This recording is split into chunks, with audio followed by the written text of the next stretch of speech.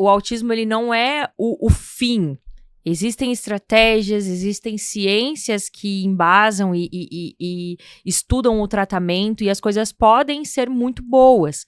Então, assim, o que eu quero dizer, procure uma rede de apoio, isso é muito importante. Procure tratamento psicológico, porque nós somos seres humanos e não é fácil continuarmos sendo fortes diante de uma situação como essa, né? De receber um diagnóstico de um filho. Seja ele qual for. Então, procure ajuda também para você, é aquela história do avião, né? Em caso de turbulência, coloque primeiro a máscara em você e depois salve o resto, porque senão todo mundo acaba morrendo. Então, pense também em você, se salve também, se cuide também e saiba que tem jeito, tem o que fazer, não é o fim.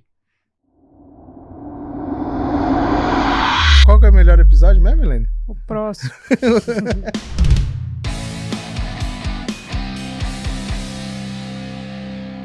Olá, seja bem-vindo ao podcast Eu Sou Milagre. Meu nome é Emerson Nero, estou ao lado da minha princesa, amor da minha vida, também.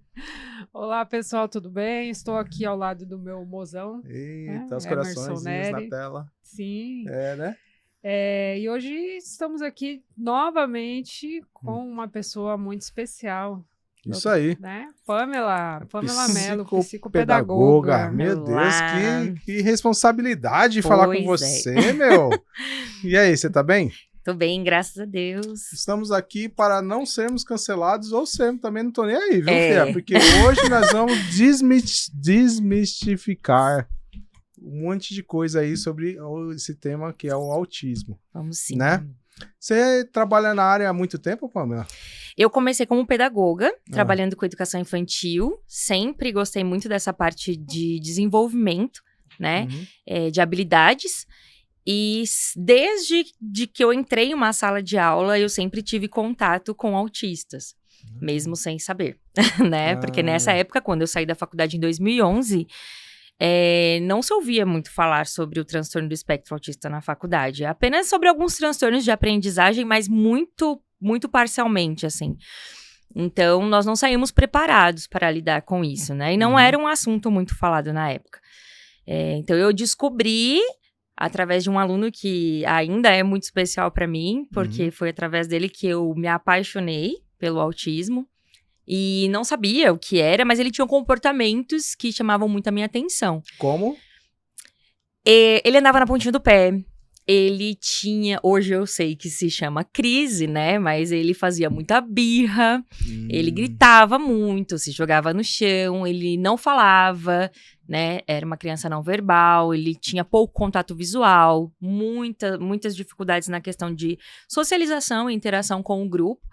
Mas o que me chamou muita atenção, quando eu o conheci, tinha todas essas dificuldades, a dificuldade de aprendizagem também, obviamente, mas foi um dia que a gente estava numa transição de estações, então era do frio para o calor. Certo. E aí, tava um calor danado, minha cidade é muito quente, né, porque somos do interior, então muito quente, e ele foi de blusa de frio. E chegou o momento da manhã que a gente precisava retirar a blusa de frio. Tava muito calor, ele tava suando, assim. E quando nós fomos retirar a blusa, ele ficou muito, muito, muito bravo, né? E aí ele entrou em crise, ele chorou muito, ele não deixava tirar. E todo mundo tentando tirar meio que à força. Nossa, porque ele tá fazendo isso? Ele tá fazendo... É uma birra, né? É um comportamento ruim e tudo mais. E eu falei, não, alguma coisa não tá legal. Não pode ser só uma birra, né? E aí eu me lembro que eu entrei em contato com a coordenadora, falei, olha, esse aluno, ele tem um comportamento que destoa muito dos outros. O que é isso? Como que nós vamos fazer para trabalhar? E ela falou, ele não tem nada, ele vai se desenvolver, é no tempo dele, nós Ele tinha escutamos quantos muito anos? isso. Ele já tinha de 4 para 5 anos. Porque era maternal 2, isso. E aí eu falei, não tá certo isso. E eu lembro que eu fui pra casa e eu coloquei no Google. ponta dos pés, choro, e foi colocando todas as características do comportamento, porque também, sem saber, eu já observava muito comportamento em detalhes, né? Certo. Hoje eu sou analista do comportamento, eu estudei, né, me especializei, tenho uma pós-graduação em análise do comportamento aplicada, mas na época... E aí apareceu a palavra autismo, eu falei, uai, o que é isso, né? Que ano mais ou menos isso, Pamela? 2011. 2011. Que foi quando eu me formei em pedagogia. E apareceu o autismo. Aí eu comecei a ler sobre o autismo. Eu falei, gente, é ele. É esse menino. E aí eu cheguei na coordenadora e falei, olha, o fulaninho, ele é autista. Não fala uma coisa dessa. E naquela época também não usava muito esse termo, porque usava outros, né? Piores. Eu vi como o autismo mesmo, assim. É lógico Mas que... popularmente, assim. Retardado, problemático, tem deficiência mental. Especial. Né? Especial era o menos pior, vamos dizer mas assim, né? Eu acho que fica no contexto pejorativo. Hoje a gente sabe que não é assim, que não usamos nenhum desses termos, que existem os termos corretos. E aí eu fui, então, conversar com a coordenadora e ela falou, não fala isso. Eu falei, mas como não fala? A gente precisa falar, porque a gente descobriu, ele é autista. E aí tem formas de trabalhar, a gente pode fazer coisas. E ela me disse, não, você não fale sobre isso. E aí eu comecei a ver que atividades, como que fazia e tal. Aí eu comecei a fazer com ele e ele começou a sentar. Ele começou a melhorar em algumas coisas. Hoje eu sei, né? Que significa dar previsibilidade. Mas eu mostrava pra ele, falava pra ele antes que eu ia tirar a blusa... Preparava ele, aí ele me deixava tirar a blusa. Eu falei, gente, ele é autista. Porque se eu tô aplicando tudo que eu, né, e tá funcionando. E aí, um dia a mãe dele veio e eu falei, eu preciso falar com você. Eu já vou adiantar, eu fui mandada embora. Era a próxima pergunta. Ai, meu Deus. Eu falei, eu preciso falar com você. E ela falou, o que foi? Eu falei, olha, eu acredito que o teu filho... se comporte dessa forma diferente porque ele tem um transtorno. Eu acho que ele é autista. No outro dia tava ela e o marido dela lá. E aí eu falei, nossa, agora, né? Vamos pra sala da coordenação. Fui. Eles conversaram com a coordenadora antes. E aí ele tinha ido porque ele disse que ele já tinha falado sobre isso com a esposa. Porque no trabalho dele tinha uma pessoa que tinha um filho autista e tal. Mas que como nunca ninguém na escola havia falado, e ele tava lá desde os 4 meses. Nossa. Como nunca ninguém na escola tinha falado sobre... Então, que eles acreditavam que tava tudo bem. Normal. E que eles estavam indo pra São José do Rio Preto, que é uma cidade maior e próxima, né? Levá-lo no neuro. E que eu iria junto, porque eu saberia falar mais sobre a criança do que eles mesmos. E eu falei... Meu Deus. Eu vou. E eu fui. E foi onde eu conheci um neurologista que eu admiro muito. Claro, eu admiro muito. Você vai mandar o link pra ele? Lógico, pode falar. Não, ele não deve. Que é o Dr. José Alexandre Bastos. Ele é um neuro maravilhoso, assim, e foi onde eu falei, é isso. E eu fui com eles. E aí nós respondemos um questionário. Ele avaliou a criança. Passamos o dia lá. E aí eu fiquei sabendo sobre o autismo. E depois disso eu fiz um curso com ele, uma especialização em neuroeducação em um instituto, lá em São José do Rio Preto, onde eu ia de 15 em 15 dias e passava o dia todo. E aí foi onde eu abri os meus olhos, assim, para transtorno, crianças com dificuldades por conta de transtornos, parte comportamental, enfim. Foi assim que o autismo entrou na minha vida. Muitas pessoas demoram para entender o propósito de vida delas. E eu conheço você há algum tempo, a gente conversa sobre diversos assuntos, mas eu sinto que toda vez que a gente fala sobre autismo, você parece que vem algo muito forte dentro de você. O olho brilha. Lá de fora, o olho brilha. Você acha que você identificou seu propósito aqui na Terra ou não? Ou você nem tinha pensado nisso ainda? Eu já pensei, né? Porque as coisas foram me levando e tudo foi se encaminhando para que eu estivesse onde eu estou hoje. Então, eu entendo que mais do que um propósito meu, era um propósito de Deus pra mim. Sim. Porque ele foi me forjando, me preparando, me colocando nos lugares certos, me fazendo conhecer pessoas do meio, pessoas que me ensinassem muito. E também, Deus já sabia, então ele sempre colocou uma criança autista nas minhas salas. Sério? Todos os anos. E todas sem diagnóstico. E todas... Aí é onde eu digo, né, que minha paixão pela intervenção precoce e pelo desenvolvimento de habilidades vem daí. Eu amo os pequenininhos, desenvolver aquelas habilidades básicas, né? E porque eu sei o quanto isso é importante, o quanto tempo é importante, né? Até o Dr. José Alexandre Basso disse uma frase lá no consultório nesse dia que eu nunca mais esqueci. Quando a mãe perguntou assim, mas e agora? Tá muito tarde, agora o que nós vamos fazer? E ele disse assim, ainda bem que vocês vieram agora, porque existe uma janela neurológica que se fecha com 5 anos. E depois disso, é muito mais difícil. Não é que a criança não vá aprender. Isso é comprovado. Isso é comprovado, porque existe a plasticidade, existe a poda neural, né, que acontece na primeira infância. Então, tanto que a gente hoje sabe do autista que ele não é diagnosticado e ele cedo assim, mas ele tem um desenvolvimento típico até mais ou menos os 2 anos e meio. Né? Que é o autismo regressivo que nós falamos. Depois disso, que é onde acontece a poda neural, entre 2 anos e meio e 3 anos, a criança regride em tudo, na fala, no contato, na socialização, e em vários outros comportamentos ligados ao desenvolvimento, por conta dessa poda neural, né? Então, e ele disse isso, então precisa ser precoce, os sinais, eles podem ser percebidos desde muito cedo. Né? Desde o momento da amamentação, se a criança não faz contato visual com a mãe.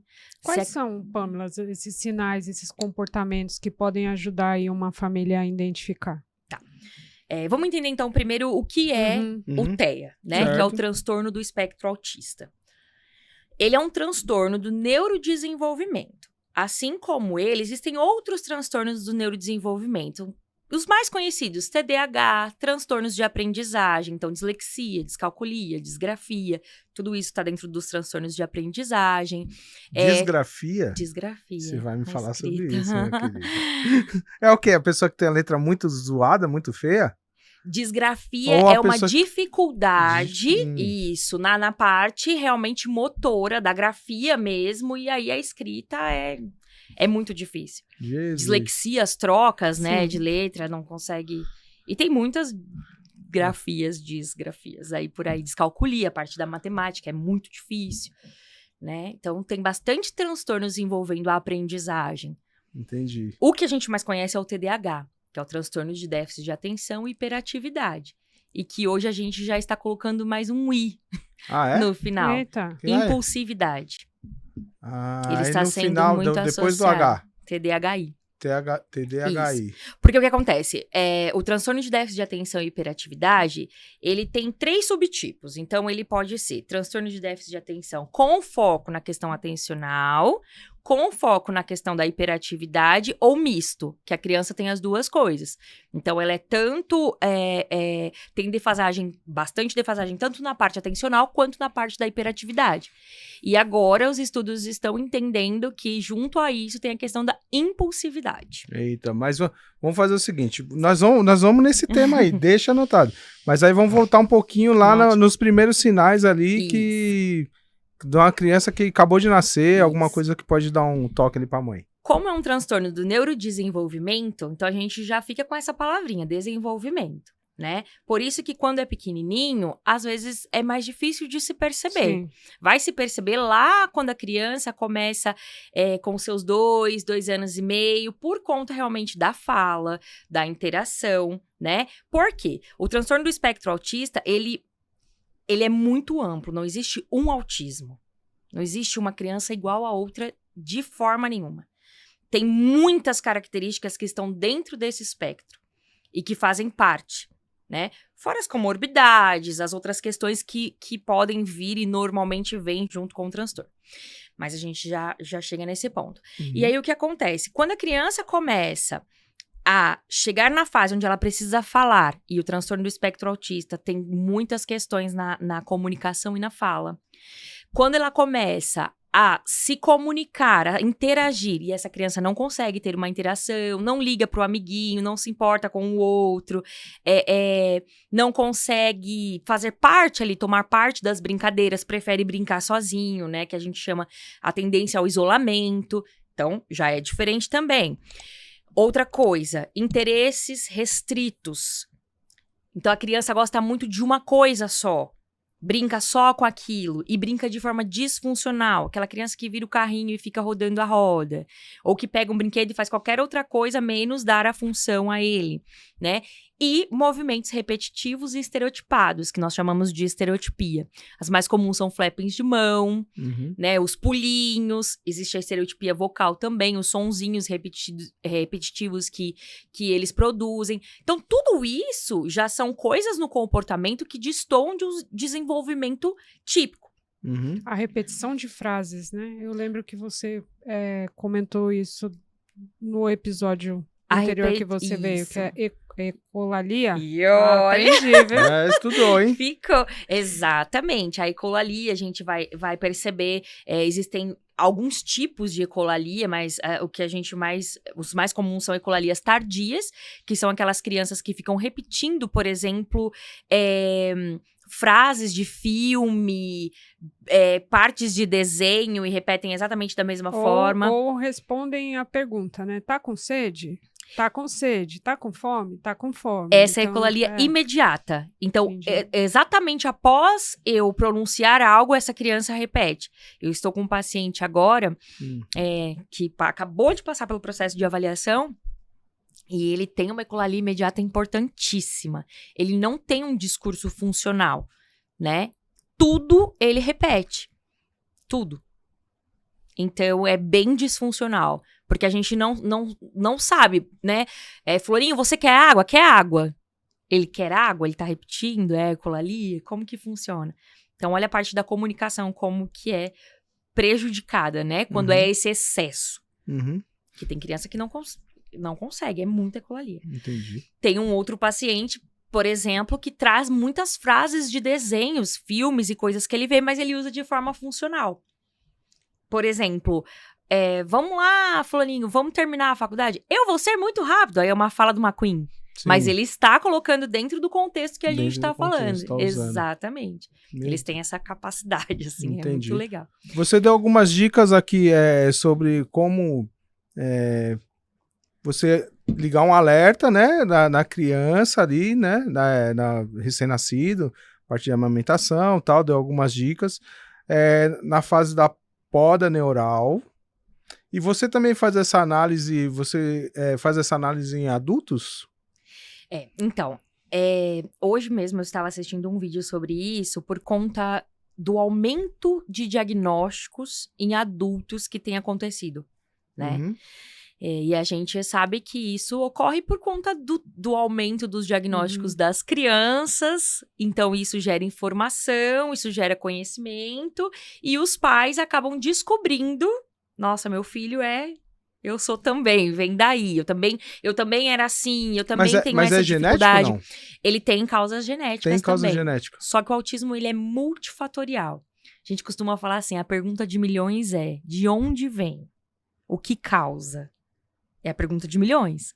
Porque não existe uma única causa e não existe uma resposta para isso. A gente sabe hoje que ele é multifatorial, tem as questões genéticas, existem estudos que falam sobre questões externas, então alimentação, poluição, tudo isso pode estar interferindo também. Esse estudo da alimentação está crescendo bastante, né? Exatamente. Mas não existe, até porque o TEA, por ser um transtorno do neurodesenvolvimento, ou seja, algo que acontece lá dentro do cérebro, ele não tem um diagnóstico, um exame que se possa fazer para detectar. Então, não é uma coisa como as síndromes que a gente detecta lá nos genes, entendeu? Não é uma coisa que a gente vai e faz um exame de sangue, ou tira um raio-x e aparece algo. Não. O autismo não tem cara, não tem traços físicos, como também é o caso das síndromes, né? Não tem nada de físico. Não é. É uma questão realmente neuro. Importante você estar falando, porque assim, ó, no outro episódio que você participou, aí por isso que eu tô falando assim, que eu não tô nem aí de ser cancelado, porque eu vou fazer a pergunta do meu jeito, porque eu quero ter conhecimento. Eu quero extrair o máximo de conhecimento de você, e eu tenho certeza que isso também vai ajudar quem tá assistindo a gente. Eu lembro que assim que você fez lá o episódio com a gente, eu fui repostar lá um Reels. E aí eu coloquei assim, síndrome do espectro autista. Você me mandou uma mensagem na hora. Apaga porque não é síndrome e tal. Então, a diferença, assim, para deixar bem popular, entre síndrome e transtorno é que um é neural e o outro é físico, é isso? O outro através de exames genéticos, entendeu? Por exemplo, a síndrome de Down é uma questão em um gene específico. 23. Então, você faz... Isso é o cromossomo, né? Você faz lá o exame e você vê que aquele cromossomo tá faltando uma coisa ou tem uma coisa a mais, porque existem vários tipos de síndrome também, né? Inclusive, muitas que são raríssimas. Eu também tenho um paciente com um transtorno do espectro autista e ele tem uma síndrome chamada síndrome de George. Não tem estudo sobre. É muito difícil, sabe? E aí ele tem as características físicas, tem muita coisa que é do TEA, muita coisa a gente não consegue nem se é do TEA, se é da síndrome, porque é muito rara, muito rara. Mas é possível detectar isso em exames. Certo. O TEA não, o transtorno não. É possível dizer hoje que a maioria são meninos ou meninas? Ou hoje já está ali mais ou menos igual? O que acontece é que o autismo em meninas, também tem estudos sobre isso, ele é mais difícil de ser detectado porque as meninas conseguem disfarçar e controlar isso melhor. Conscientemente ou não? Eu não vou saber te responder se isso é conscientemente, até porque é um estudo que fala sobre isso, mas não sabe de onde vem e como acontece. Isso. Mas é muito mais evidente nos meninos. Mas isso era uma teoria. Hoje a gente percebe que isso não tem muito a ver. Né? Que o que aumentou mesmo, hoje a gente fala de que para cada 30 crianças, uma é autista. Então, isso aumentou muito. E é até uma coisa que as pessoas falam assim, nossa, parece que tá virando normal diagnosticar a criança, então tá aumentando muito o número de casos. Não é questão de tá aumentando ou não, né? A questão existem formas melhores de realizar diagnóstico hoje em dia, e as pessoas tendo acesso à informação, elas acabam, tipo, falando assim, opa, se ali, né, aconteceu isso, essa criança tinha esse trejeito, acontecia dessa forma, então será que o meu também é bem parecido? E aí as pessoas vão tendo acesso à informação e vai atrás. Ainda as famílias relutam muito, ainda negam muito, tem muito essa questão do luto chegando até vocês para diagnosticarem? Olha, é muito raro mesmo, a ponto de até hoje eu não ter conhecido nenhuma, mas eu não vou generalizar. Famílias que não passam pelo processo de luto. Por quê? Quando você pensa em uma gravidez, pensa em um filho, ou mesmo quando você assusta, mas descobre que tá grávida, né? Não precisa nem ser tão planejado assim. Você cria uma expectativa. Você pensa nessa criança até em que faculdade ele vai fazer. Como vai ser quando ele fizer 18 anos e dirigir? Como será que vai ser o primeiro dia dele na escola? Como será que vai ser quando ele tiver a primeira namoradinha, quando tiver o primeiro namoradinho? Você cria expectativas, né? E quando a criança vem com um transtorno, e isso é descoberto, e normalmente é descoberto um pouquinho depois, então, como eu falei, a criança não nasce com nenhuma característica. Não é algo que nasceu e você fala, nossa, não é. Você passa por um processo de luto porque você vai precisar tirar todas essas expectativas de uma criança típica e de tudo aquilo, porque agora você não sabe mais como vai ser, né? Pra aceitar este outro filho, que vai ter enormes demandas, dependendo no grau de suporte, que vai passar por processo terapêutico, porque precisa, é necessário, que a gente não sabe como vai ser na fase adulta, que a gente não sabe se vai conseguir se relacionar, que a gente não sabe se vai... Não sabe. Então, imagina isso para as famílias. Uma vez, uma psicóloga atendeu uma família, nós atendemos uma família, fizemos a avaliação e tudo mais, e essa família estava passando por um processo muito difícil de luto. E aí a psicóloga fez uma dinâmica, assim, com eles em um outro momento, isso foi acordado, né? Eles passaram por um tratamento, onde eles fizeram realmente o luto. Então, essa criança agora deixou de existir. Agora vocês têm essa criança. É como se ele tivesse nascido naquele momento. E aquela expectativa, aquele outro ser, não existe mais. Então, é muito difícil. Então, é recomendado que essas famílias também tenham um apoio psicológico, né? É necessário. Rede de apoio e apoio psicológico. Principalmente, e não só, mas principalmente as mães. Porque são as mães, normalmente, que largam os empregos para ir passar a viver a vida pelo filho. São as mães, normalmente, que assumem toda a responsabilidade, né? A gente vê isso. São raros os pais que deixam o trabalho para dar conta disso, até porque alguém precisa dar conta do financeiro. E um tratamento... E, na verdade, assim, existe um número alto de pais que... Muito alto. Mães solitárias. Muito. Vazam também, né? Muito. Então, você comentou assim que desde que você começou a dar aula, Deus sempre foi colocando ali uma criança, alguém para você tomar conta. Então, automaticamente, você teve contato com muitas mães.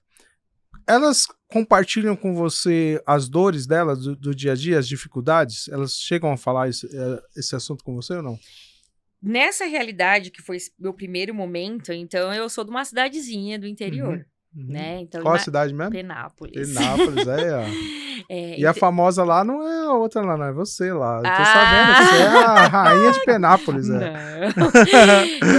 Então, assim, eu pegava um público que não sabia nem do que se tratava. Era aquela angústia da mãe, mas aquela difícil aceitação e a gente fica esperando, infelizmente. A cura. Né? Esperando se normalizar. Não, ele não fala ainda com 3 anos, mas ele vai falar no tempo dele. Não, ele ainda não consegue se inteirar, mas ele vai, né? Infelizmente, até hoje, nós temos muitos profissionais que afirmam isso. Então, vendem essa ilusão. Os pais levam no pediatra, principalmente, né? Levam no pediatra, não, tá tudo bem, porque fisicamente tá mesmo. Não compare seu filho com outra criança. Todos têm o seu tempo. Essa frase me dá arrepio. Todos têm o seu tempo, porque a gente tem os marcos do desenvolvimento, né? Só que os pais não sabem disso, e é óbvio, né? Pra saber disso, a gente estuda muito, é muito técnico, assim, mas é muito difícil pra eles. Muito difícil, muito. Todas as vezes que eu precisei falar de autismo, porque eu tinha que falar, a criança estava na minha sala. E acabou que eu trabalhava em um colégio, né? E acabou que eu virei a pessoa da educação infantil que falava com os pais das salas que tinha criança. Então, tem a criança aqui, Pamela, vê aqui, o que você acha? Ah, tem os jeitos. Então, a gente precisa falar isso pros pais, porque precisa buscar. Porque a gente não dá diagnóstico, né? Precisa ser um neuro. Especializado, de preferência. Então, vamos falar com os pais. Daí, como eu entendi um pouquinho mais de como falar, dos comportamentos, consegui apontar onde estava, eu dava notícia. Né? Eu levantava a hipótese. Então, é sempre muito difícil. Sim, os pais perdem o chão. Assim como aconteceu com você lá em 2011, você não tinha formação, mas tinha acesso à informação. E você, né, foi atrás para ver e não ficou contente com aquele aluno que você tinha com um desenvolvimento diferente, né, um pouco discrepante das demais crianças. Imagino a quantidade de profissionais aí no Brasil, né, que a realidade foge um pouco aqui de São Paulo e acaba sendo um pouco diferente, que também não tem acesso a essa formação, mas tem um pouco de acesso à informação. Você deixaria de recomendação para eles? Falo ou não falo? Perco o emprego, não perco o emprego? Porque eu imagino o dilema da pessoa querer ali dar o start para ajudar aquela família e ficar sendo, né, podada até às vezes pela direção da escola. Sim. Como profissional, o que você falaria para essas profissionais também?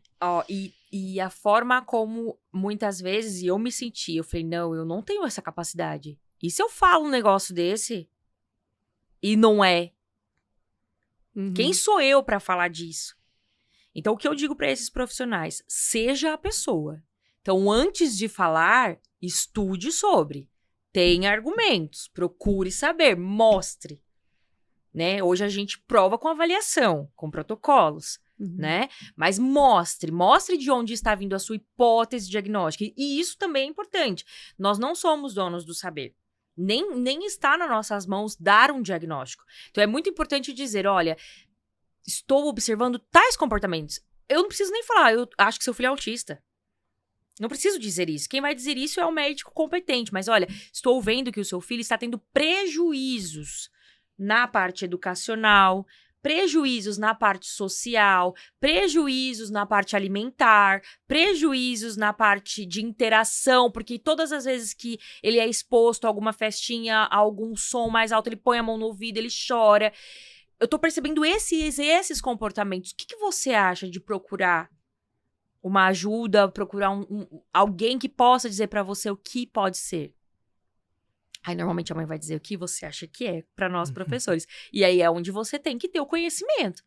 São comportamentos que podem estar indicando algum transtorno. Indicam, exatamente. Indicam, porque a gente não sabe. Né? Na época, eu falei dessa forma. Ele é autista. Por quê? Eu não entendia dessa forma. E eu vi todas as características ali. E, de fato, ele era. Mas e se ele não fosse? Tem esse cuidado também, né? Entende? É isso aí. Eita, a menina é boa, hein? Essa convidada aí é top. Onde você conheceu ela? Na igreja. Conheceu na igreja, é isso aí, ó. Pessoal, aqui, ó, tá chegando aí na sua casa a melhor qualidade de som e imagem. Aqui em 4K, sabe por quê? Ouve aí esse recadinho que eu tenho pra você.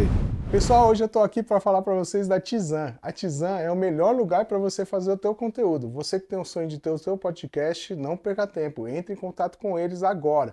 Eles vão fazer para você o desenvolvimento da tua logo, toda a sua marca, aqueles pequenos vídeos para você postar nas suas redes sociais, tudo é com eles. O melhor lugar, assessoria top. Não perca tempo, venha para a Tizan. Já estamos de volta aqui, episódio esclarecedor, dona Elaine. Meu Deus, isso aqui você tem que mandar para todo mundo. Para todo mundo, sabe por quê? Não é porque tem alguém na família que tem TEA, não tem, enfim. Isso aqui é conhecimento, até para que você saiba como, diante de uma situação ali, que você se deparar com alguém, você vai saber como tratar, como agir, e a Pamela vem aqui com essa bagagem, assim, derramando aí conhecimento para nós. Ó, você tem que mandar esse link para todo mundo, tá bom? Verdade. É isso aí. E se inscreva no nosso canal, e a gente tem mais episódios sobre autismo também aqui, né? Desce lá embaixo, lá na parte playlist, lá tem uma playlist só falando sobre esse tema, tá bom? É muito importante. Opa, eu tenho uma pergunta pra você. Ai, meu Deus do céu, será que eu vou me expor desse jeito? Mas eu vou, vamos lá. Eu tenho um comportamento que eu reparei há pouco tempo, mas eu carrego ele assim há anos mesmo. Eu vou colocar uma meia assim, ó. Entre colocar uma meia e a outra, eu dou uma bugada, assim, sabe? Tipo, e é toda vez, cara. Aí eu começo assim, sei lá, eu tenho um problema pra resolver, aí eu fico pensando na solução desse problema. Como é que a meia, outra. E segurando a outra mão, meia. no pé. Uma no pé e a outra na mão, assim, ó, segurando. E eu não sei, aí de repente me dá um estalo assim, eu volto pra terra. Tem que ir no neuro? Só por causa disso, você não é considerado autista e nem com nenhum tipo de transtorno. Por quê? Para você se enquadrar em um diagnóstico, você precisa apresentar alguns comportamentos. E se eu falar que tem mais um?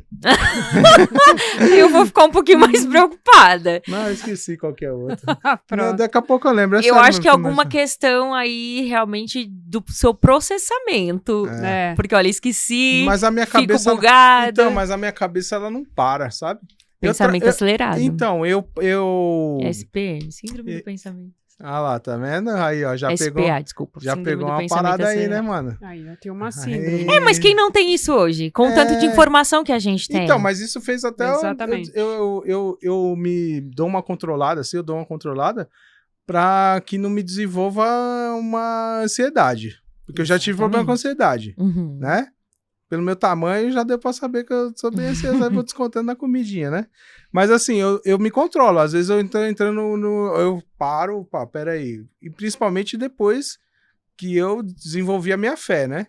Então hoje aí eu já direciono pra Deus, jogo pra Deus lá, vai tudo no seu tempo. Mas eu tenho muito, assim, raramente eu tô parado sem pensar em alguma coisa. Isso que é isso aí, filho? Eu acho que isso é o mal de todo mundo hoje, porque como eu falei, nós somos bombardeados com informações o tempo todo, né? Nós não conseguimos ficar sem pensar em nada, porque é uma mensagem no celular, é um vídeo que você tá vendo, é alguém que tá falando, é uma coisa que você tá lendo, olha o tanto de cor, o tanto de estímulo que a gente tem, o tanto de luz, o tanto de som, o tempo todo. Como é que o cérebro vai parar? Eu tenho uma coisa assim, como eu trabalho muito com o cérebro, né? Eu penso muito, eu tenho pensamento acelerado, com certeza. A única coisa que me faz parar é dormir.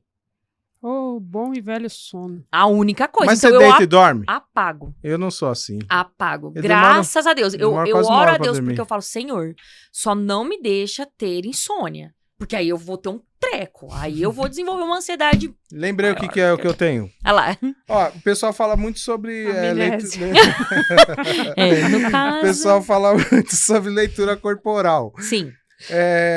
E dizem, né, que raramente, quando você tá conversando com uma pessoa, que a pessoa ela cruza o braço, ou que ela põe a mão aqui, que ela tá impaciente, ela não tá dando muita atenção para o que você está falando. O meu caso é o contrário. Eu tenho, assim, pra não ficar disperso totalmente, eu sinto que eu preciso me tocar. Se segurar. Então eu tô conversando com você vai ver que eu tô aqui assim, ó. Eu tô me segurando, aí eu tô pegando no meu braço, eu tô... E aí, vamos? Olha que engraçado, né? Voltando pro espectro. Esses são comportamentos e são comportamentos que a criança que está dentro do espectro tem muito, porque existe a disfunção sensorial. Muitas crianças também têm essa questão. Junto com o espectro, vem outras questões, né? Tem questões alimentares, de seletividade principalmente. Tem as questões sensoriais. Isso que você faz, tem crianças que a gente precisa dar o input tátil, que a TO chama, né? Não vou entrar muito nisso, porque eu vou trazer uma TO ainda muito... Top, vamos fazer outro TO, fono, enfim... Que é a questão do tato profundo. Isso acalma, baixa o nível de alerta da criança, faz com que ela consiga se concentrar. Então, e tem a hipersensibilidade também. A hiper e a hipo, né? Existem as duas coisas. Tem criança que não suporta som, tem criança que não suporta toque, tem criança... Textura são os problemas, inclusive a seletividade alimentar está... Meu Deus. Tem essa questão envolvida, porque tem criança que não suporta colocar na boca a textura pastosa. Quando chegar no final do episódio, a gente já vai sair daqui com o laudo, Brasil. Então, e muita gente fala, mas por quê? Gente, são comportamentos. Nós nos comportamos e todo ser humano tem questões sensoriais. Todos. As questões das estereotipias, por exemplo. O que são as estereotipias? Que são esses movimentos repetitivos? Autorregulação. Isso que você está fazendo, querendo ou não, é uma autorregulação. Você precisa desse toque para conseguir prestar atenção. Com a perna. Entende? É uma autorregulação. Não é? É um movimento repetitivo? Exatamente. É que a criança dentro do espectro, nós fazemos isso, por exemplo, quando a gente está muito ansioso ou precisa prestar... A criança dentro do espectro, ela faz isso muito mais. Ela por qualquer coisa. Então, se ela tá triste, se ela tá feliz, tá fazendo isso o tempo todo, esses movimentos estereotipados, e não consegue controlar. Nós conseguimos. Se falar, não, agora eu vou parar aqui. E vou ficar paradinha. Não vou mexer. Eu consigo controlar isso. Eu trago isso pra minha consciência. Se a criança não se mexer, não tiver... Tanto que a gente não trabalha com contenção de estereotipia. Tem muitos profissionais que, não, vamos bloquear isso, vamos parar com isso. Não pode. Então, não é só se a criança estiver irritada. Se ela estiver também num nível de euforia alto, ela também tá repetindo ali aquele Eu tenho aquele 2 movimento. pacientezinhos que, quando eles ficam felizes, eles dão um pulinho, assim. Sabe? Eles mexem a mãozinha e dão um pulinho. De felicidade, de... tá achando legal aquilo. Entendi. De empolgação. A dona Helena tem uma pergunta para você. Chegou lá, né? Teve a profissional que identificou na escola, ou a própria família conseguiu identificar. Chega lá para vocês na clínica, essa família, para fazer essa avaliação. Como é iniciado hoje a avaliação? Como que a família chega para vocês? O que tem que fazer?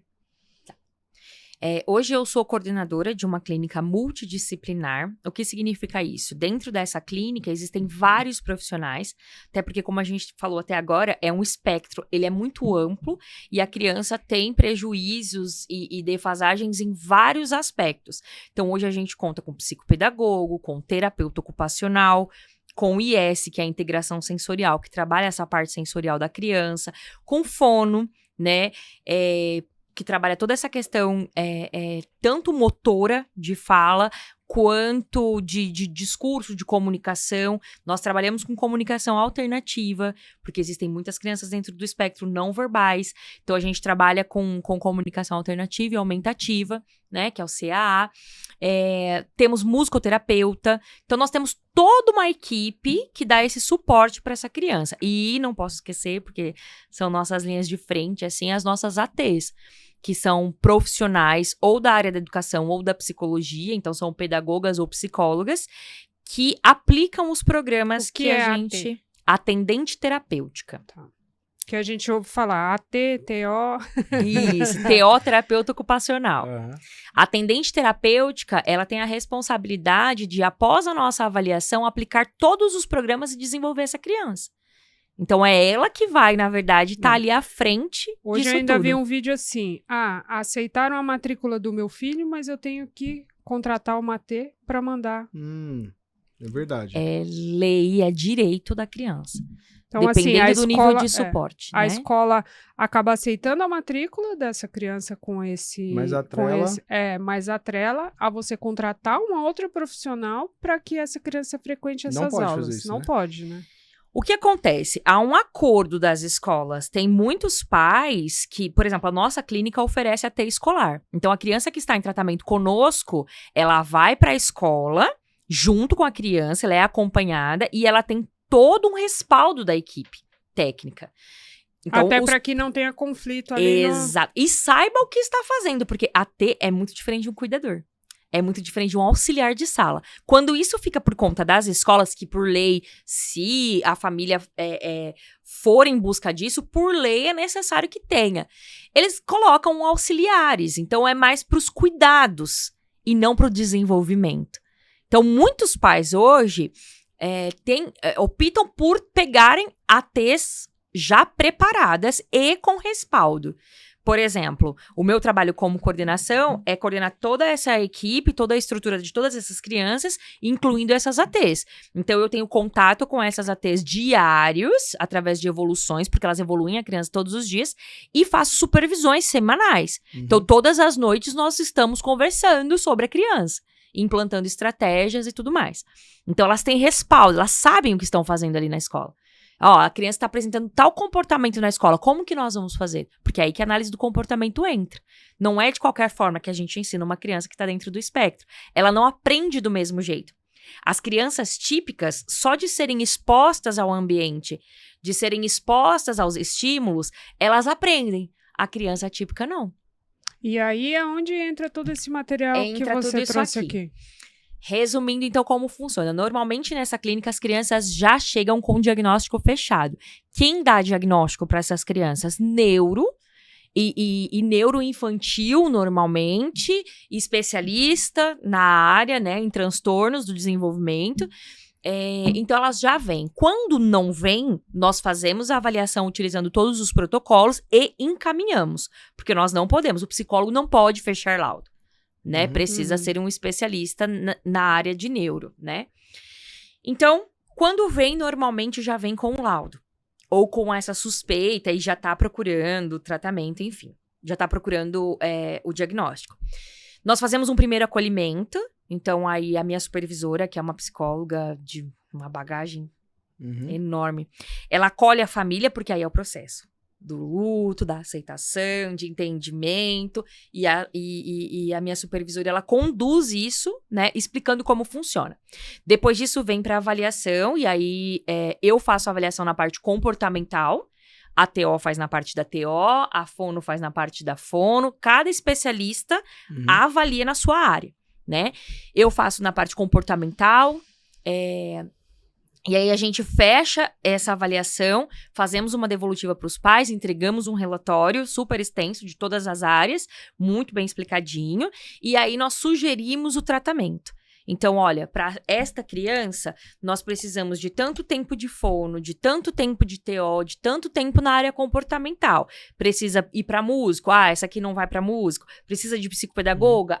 Não, é intervenção precoce. Então, a gente estrutura isso. Depois disso, nós fazemos o PEI. O PEI é o Plano de Ensino Individualizado. Como eu falei para vocês, não existe um autista igual ao outro no mundo. Então, não dá para eu aplicar a mesma coisa que eu faço com o fulaninho no outro fulaninho. Eu sempre preciso ter um olhar individualizado. Isso é muito importante. Por quê?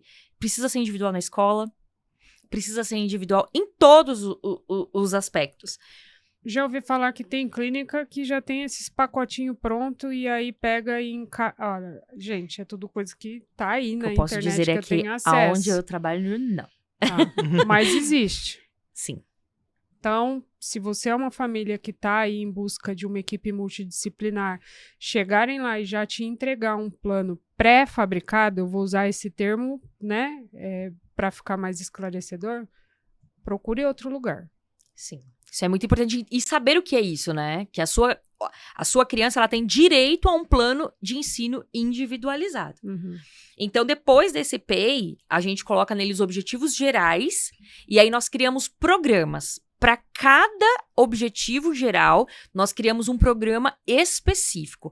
Então, e aí a gente, dentro desse programa, é onde nós colocamos nossos objetivos, materiais que vamos utilizar, quais são as estratégias que nós vamos usar, porque dentro da análise de comportamento existem várias estratégias de ensino, as mais comuns, naturalista, que a gente ensina através do interesse da criança, ali no meio da brincadeira, né, mais lúdico, através do DTT, que é um ensino mais estruturado, onde a gente já sabe a resposta que a gente quer da criança, já leva o material já mais estruturado e aplica essa atividade. E aí, então, a gente coloca tudo isso e monta o plano para essa criança. E aí, quando a gente está falando de crianças dentro do espectro, volto a dizer, eles não aprendem da mesma forma. E cada autista, vai aprender de uma. Também não é igual.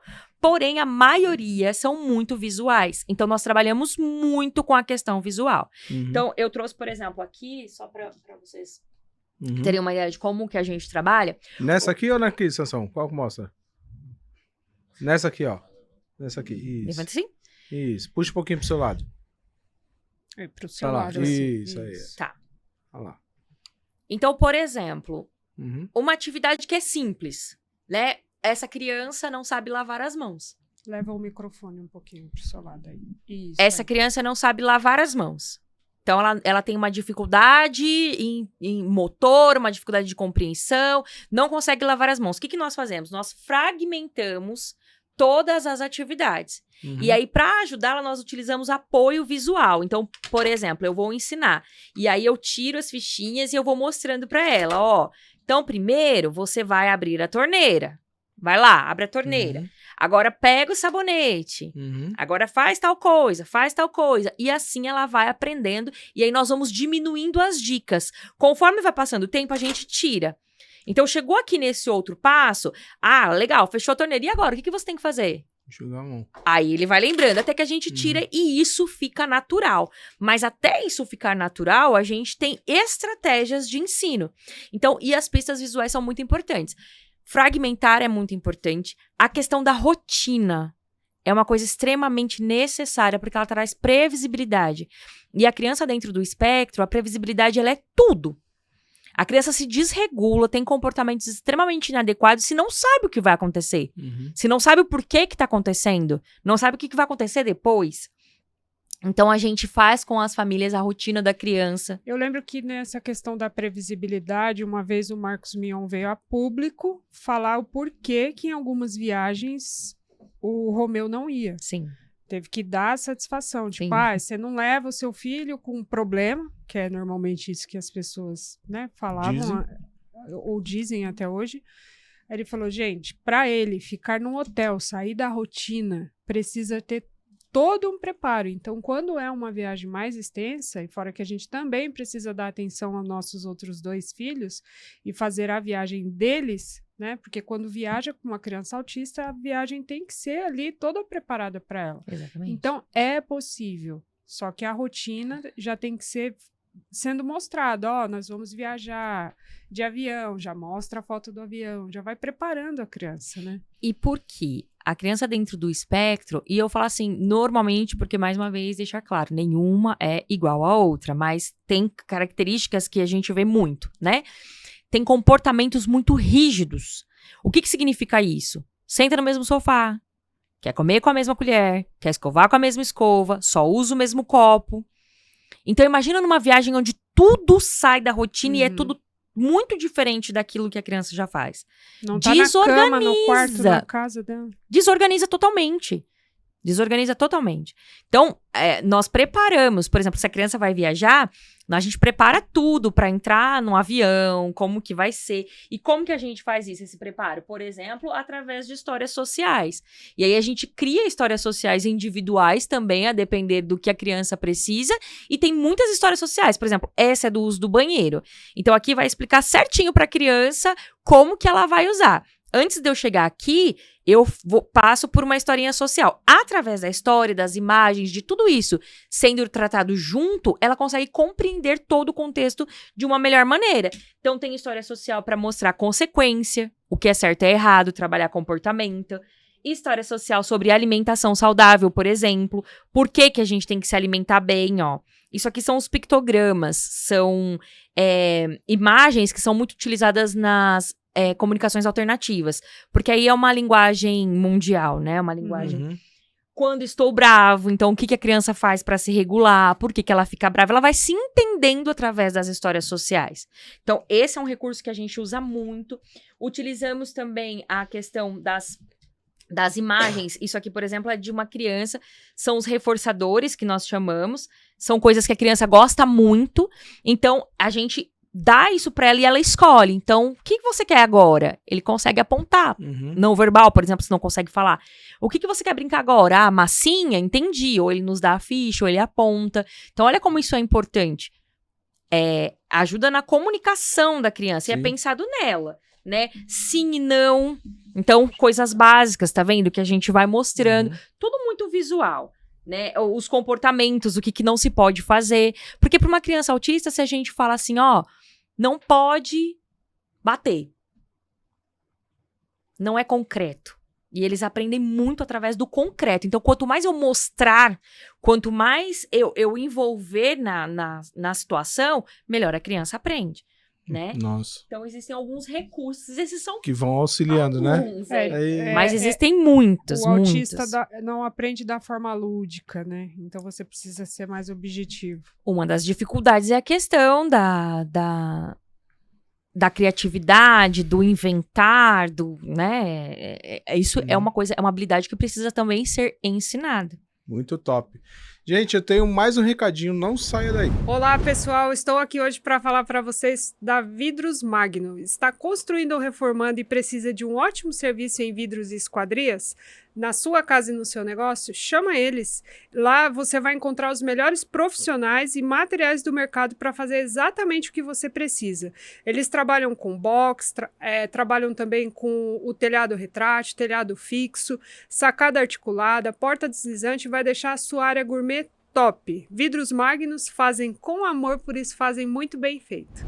Pessoal, tô aqui para falar da Formen by Amaryllis, a melhor loja de roupa masculina que você vai encontrar, com certeza. Eles estão localizados em Santana do Parnaíba e Pirapora do Bom Jesus, mas fornecem através de entregas para todo o Brasil. Então, aqui está o QR Code, você entra lá, pode pesquisar, top nos sapatos, couro legítimo, você vai se surpreender.